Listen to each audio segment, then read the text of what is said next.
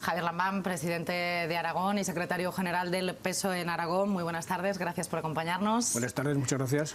Hace solo unos días usted se mostraba más partidario de convocar elecciones que de un gobierno que acabase la legislatura. ¿Sigue pensando igual? ¿Hasta cuándo debería aguantar Pedro Sánchez sin acudir a las urnas? Después de la durísima sentencia de Gürtel, el señor Rajoy, por imperativo democrático y ético, debió renunciar inmediatamente y convocar elecciones.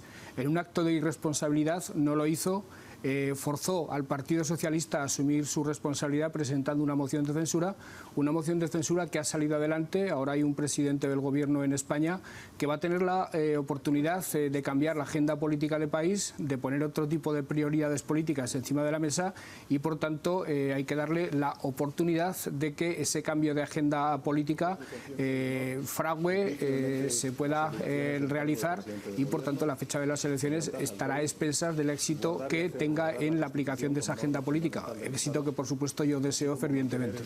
Precisamente por eso le vamos a preguntar, ha sido muy crítico con algunos de los partidos que han apoyado a Sánchez para llegar a la Moncloa, los independentistas catalanes, los nacionalistas vascos. ¿Qué futuro le augura a un gobierno con esos apoyos y con una evidente minoría en el Congreso? En circunstancias normales, el Partido Socialista nunca hubiera hecho un acuerdo con partidos independentistas para gobernar. Lo que ocurre es que en España se ha producido una situación anómala que no tiene otro responsable que el señor Rajoy, y la salida de la situación ha tenido que ser también anómala. Ahora, insisto, hay la oportunidad de que un presidente de gobierno que va a ser coherente con los planteamientos de su partido en cuanto a restaurar la igualdad en el país y en cuanto a restaurar la unidad del país, pueda, insisto, desarrollar estas dos líneas de trabajo, pueda cambiar la agenda política del Partido Popular que tanto daño le ha hecho a España en estos 8 últimos años y, por tanto, habrá que ver qué tipo de alianzas se pueden dar en el Parlamento para cumplir con esos dos objetivos: recuperar políticas de igualdad y recuperar la unidad de España, que en los últimos tiempos ha estado en entredicho como consecuencia del desafío de los separatistas catalanes. Le hemos escuchado dudar, por seguir con los apoyos a Sánchez, de las intenciones de Podemos, sobre todo por lo que encarna Pablo Iglesias. ¿No es válida y exportable la experiencia aquí en Aragón? ¿Cómo es su relación?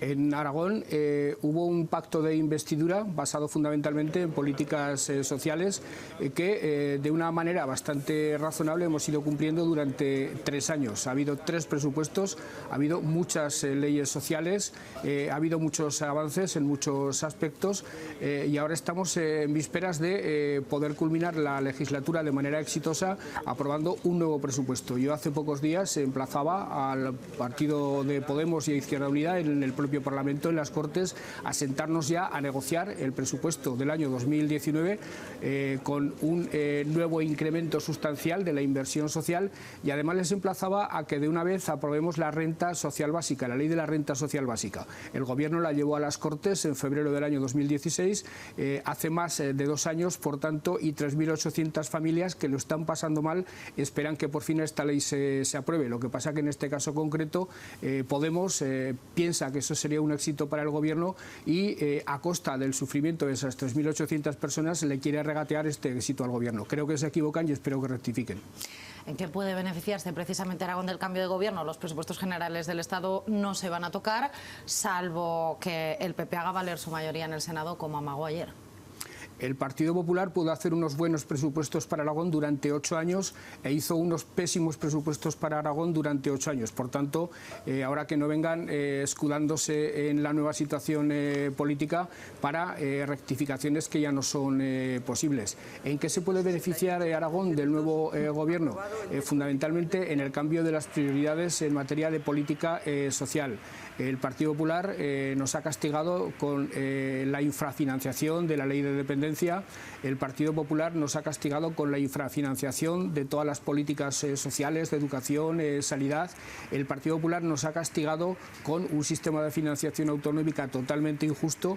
El Partido Popular nos ha castigado con la inexistencia de una política de combate contra la despoblación, y ahora tenemos una magnífica oportunidad con el nuevo Gobierno para desatascar todos esos asuntos, y de ello Aragón no puede salir sino beneficiado. Precisamente mi siguiente pregunta pregunta era si corren peligro asuntos pendientes con el Gobierno central. Parece que no, sobre todo, como hablábamos, una reforma de la financiación autonómica que tenga en cuenta los problemas demográficos de Aragón. ¿Cree que no? No corre peligro nada, porque el Partido Popular no había hecho absolutamente nada. El Partido Popular no había producido ningún avance, había incumplido reiteradamente sus compromisos, no había puesto sobre la mesa ningún tipo de sistema de financiación nuevo y, por tanto, no podemos ir a peor en ningún terreno. Es más, espero que en muchos iremos netamente a mejor. Cambiando el sentido de la pregunta, ¿en qué puede ayudar Aragón, su gobierno, a la estabilidad del país? Aragón es parte fundamental de España. Yo he dicho siempre que ser aragonés es la mejor manera de ser español. Aragón es parte constitutiva de España. El éxito de Aragón está vinculado al éxito de España como país, pero es también parte constituyente. A este país, si se me permite la expresión, la fundamos entre otros nosotros, la fundamos entre otros los aragoneses. Por tanto, nos concierne todo lo que ocurra con España, sobre todo cuando España tiene problemas, y ahora tiene problemas muy serios con Cataluña. Y desde luego Aragón no dejará de estar presente en todas las mesas y en todos los espacios donde se busquen soluciones para este gravísimo problema. Sí, usted, por ejemplo, se ha ofrecido siempre a mediar con Cataluña, pero muchos pensarán que algunos de los calificativos que ha usado con su homólogo catalán, nazi o fascista, no ayudan. Es que yo creo que con los independentistas catalanes no habrá mediación posible ni se encontrará ningún tipo de solución negociada. Yo, más que mediar entre Madrid y Barcelona, yo lo que creo es que Aragón y otras comunidades autónomas que buscan vocación de ello, lo que tenemos que hacer es buscar soluciones en el ámbito de la política estatal. El problema de Cataluña no lo puede solucionar el Gobierno de España en solitario. Lo tenemos que solucionar entre todos y Aragón tiene que estar en primera línea en la búsqueda de esas soluciones. ¿Ayuda precisamente entonces que ya no esté en vigor el 155 y que ya tengamos un gobierno en la comunidad vecina? Todo lo que signifique que la Constitución sea respetada en Cataluña, que todos los usos políticos, que todos los usos públicos se atengan rigurosamente a la Constitución, evidentemente ayuda. Lo que no ayuda, desde luego, es que al frente de la Generalitat haya un señor como el que en este momento se llama presidente de la Generalitat. ¿Ha podido hablar ya con Pedro Sánchez? No, de manera directa no, lo hemos hecho por un medio de comunicación bastante habitual en los últimos tiempos, por WhatsApp, pero tenemos el compromiso de hacerlo pronto. Después de las diferencias que no han escondido en el pasado, ¿en qué momento se halla su relación? Tuvimos diferencias en sus primarias, tuvimos diferencias en mis primarias, pero yo reconocí inmediatamente su éxito, él reconoció el mío, y desde entonces les puedo asegurar que las relaciones han sido cordiales en lo personal y absolutamente colaborativas en lo político. Pedro Sánchez sabe que cuenta conmigo y que cuenta con el socialismo aragonés, ha contado siempre, y ahora que tiene retos y que tiene desafíos de más enjundia, sabe que también puede contar con nosotros. Y aunque sea por WhatsApp, ¿sabe usted, por lo que le conste hasta este momento, de algún nombre aragonés en el gabinete de Sánchez? ¿Cree que sería bueno para la comunidad? Para la comunidad, lo que es bueno es que haya un gobierno de Aragón que defienda con firmeza los intereses de Aragón. Eso ha sido siempre así. Para quien sería bueno que hubiera aragoneses en el gobierno es para España y para el propio Pedro Sánchez. No obstante, yo siempre he dicho que un presidente tiene derecho a nombrar a quien le parezca. Ese es un ámbito de decisión exclusivamente suyo. Yo, cuando he tenido que nombrar consejeros, he hecho uso de ese derecho mío, y yo le respetaré siempre a cualquier presidente que nombre a quien considere oportuno. ¿Ha cambiado el paso lo sucedido a comunidades autónomas como Aragón, que ya estábamos prácticamente en la pre-campaña de autonómicas y municipales? Bueno, el tiempo autonómico y municipal sigue siendo exactamente el mismo. En junio del año 2019 habrá elecciones municipales y autonómicas, y por tanto los ciclos, las previsiones y las planificaciones en lo sustancial van a ser las mismas. Pero ha cambiado algo sustancial, ha cambiado el Gobierno de España, que es fundamental para las comunidades autónomas y para los ayuntamientos. Y ese cambio yo espero que para Aragón sea positivo y se traduzca en resultados positivos. Ciudadanos suben las encuestas, pero en este caso parece al menos que momentáneamente ha quedado fuera de juego. ¿Eso trunca la posibilidad de un entendimiento aquí en Aragón que parecía vislumbrarse con la reforma del impuesto de sucesiones? Es que el Partido Socialista en Aragón nunca se ha planteado un replanteamiento de su sistema de alianzas o de su esquema de alianzas.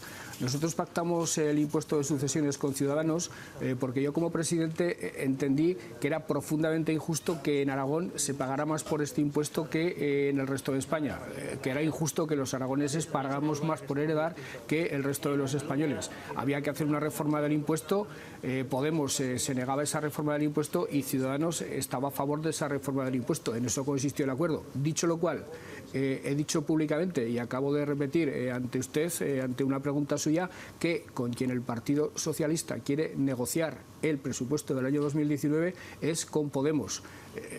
Todavía no he tenido respuesta por parte de Podemos si quieren negociar conmigo un presupuesto para el año 2019.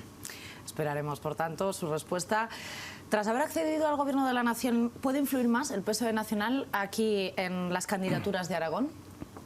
Hace ya años que la manera de hacer las candidaturas en Aragón, estando el Partido Socialista en la oposición o en el Gobierno, tanto en Zaragoza como en Madrid, se han hecho de una manera bastante autónoma por parte de la comunidad autónoma. Es más, yo hace muchos años que he ostentado responsabilidades provinciales, luego regionales, y nunca Madrid se ha inmiscuido en nada en la elaboración de las candidaturas de aquí. Eso es lo razonable y eso es lo que estoy convencido de que seguirá ocurriendo.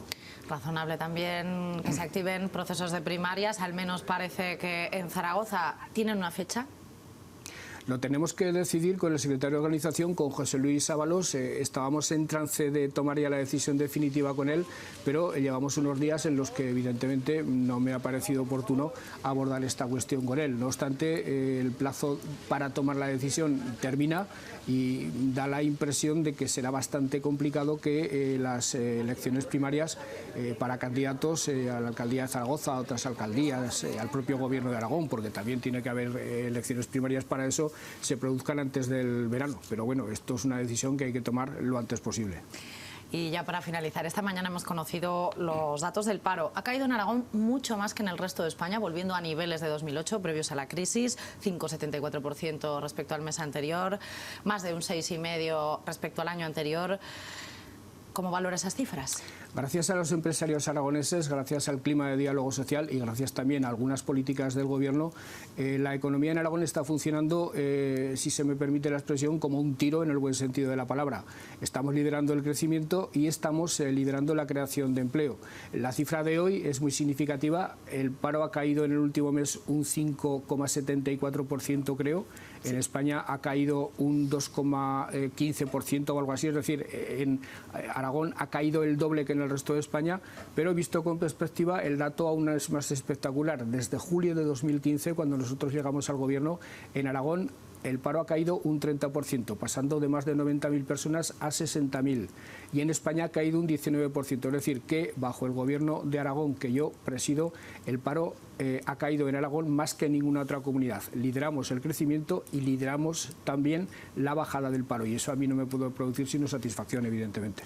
Pues con esas palabras de satisfacción respecto al empleo nos quedamos. Javier Lambán, gracias por acompañarnos en Aragón Noticias. Muy buenas tardes. Buenas tardes. Gracias.